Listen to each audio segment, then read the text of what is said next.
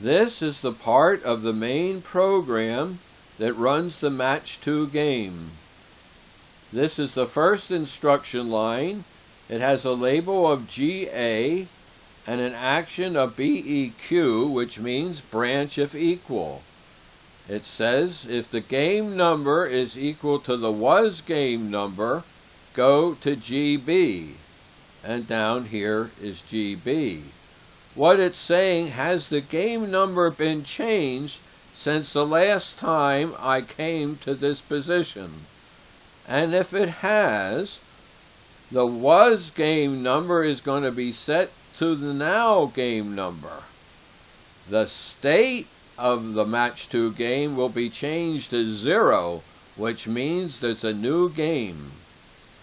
Then these control registers for tall, wide, and the XY position will be set to these values.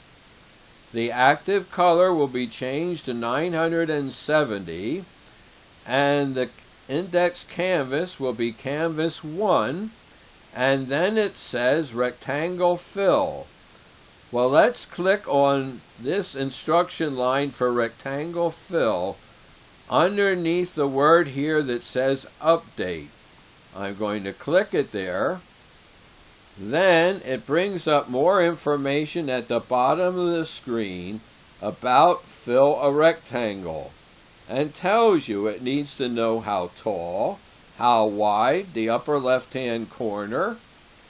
It needs to know its active color and the active canvas. Also shows an example of rectangle fills, more information about it, and also over here you can click on a relevant video about rectangle fill. Right now I'm just going to undo the fact that it put it on the top here by saying quit.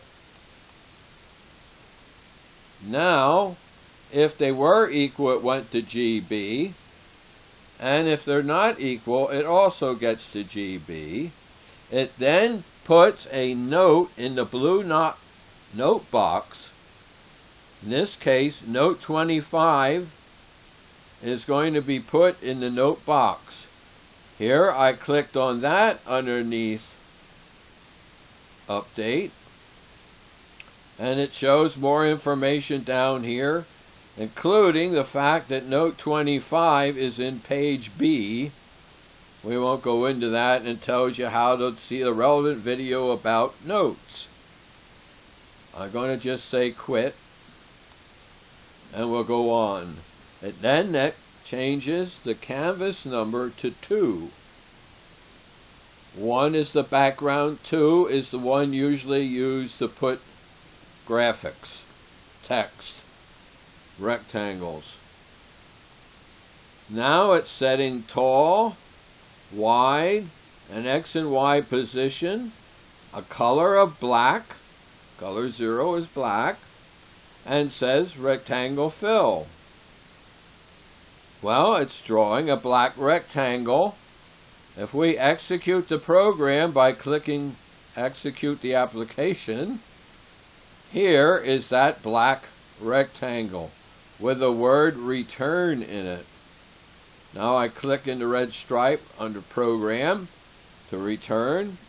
So here it made that black rectangle, and right underneath it, it says the action box R, box the rectangle, meaning make it a clickable area, assign it click number 5. So if someone clicks on that black rectangle, the active click number will become 5. The very next instruction says, if the active click number is not 5, go to GK, which is right down here. But if the active click number is 5, the first thing it says then is set match game to 0, which tells the main program we're no longer running the match game. Right after that, it says clack, which just tells it all current clickable areas are now erased. That means that when it goes back to the main program and runs something else, it doesn't have to worry about there being clickable areas already on the screen. The next action says to exit. So when the program starts again, it will no longer be running the Match 2 game. Alright? If it didn't do this, it went to GK.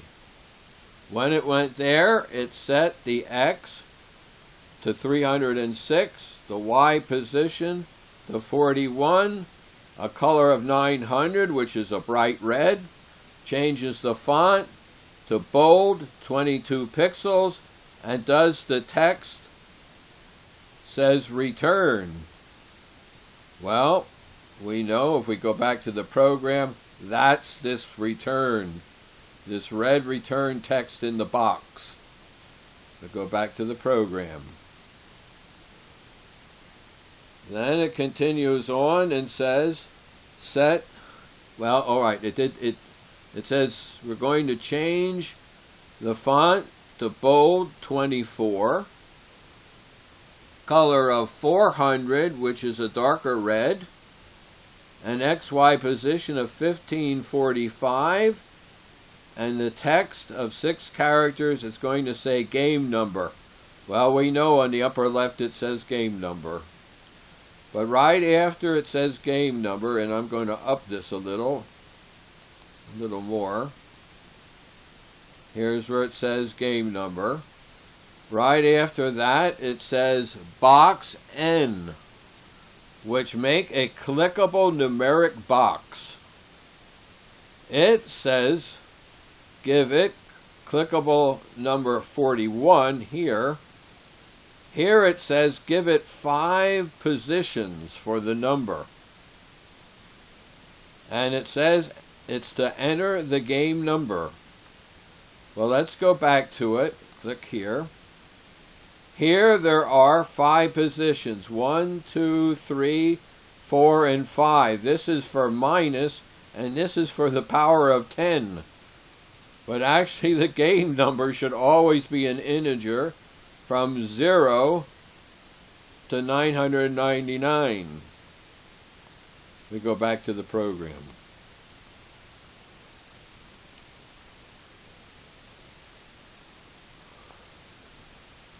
So here it was showing the game number, boxing it as numeric with 5 positions, clickable number 41, show the game number.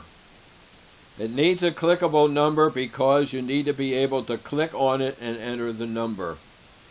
The next line just says, if they hit the minus sign, just correct it by saying the game number is the absolute value of the game number. That'll take care of it if someone hits the minus sign. Then it says, call subprogram 5. And what it's going to do there is to show the screen, all the areas. For instance, let's go back to the program. This is where it built all of these boxes. That was built when it just went to subprogram 5, which we will see later on.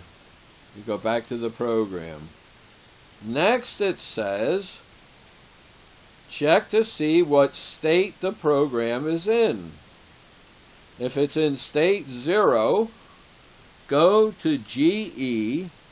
GE is right here, and it says it's heading there, build a new game, subprogram 5, tab 0. Well, if it was in state 1, it's going to go to GF. Then it's going to call 501, which is subprogram 5, tab number 1, and it says that's to select the first box. Remember the game, you select one box, then you select the second box. So if it's in state 1, it's in the state of selecting the first box. Then, here's where it goes if a state is 2. Select box selection, second box. It's going to go to subprogram 5, tab 2. Now, the state could be 3, and the state 3 has to do with waiting.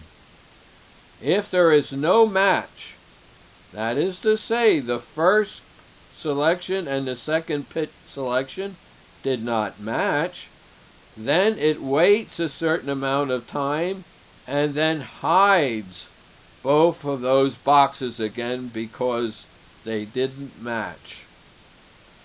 Also, there's state 4, which means that there are no more matches to be made. So it just says the game is over.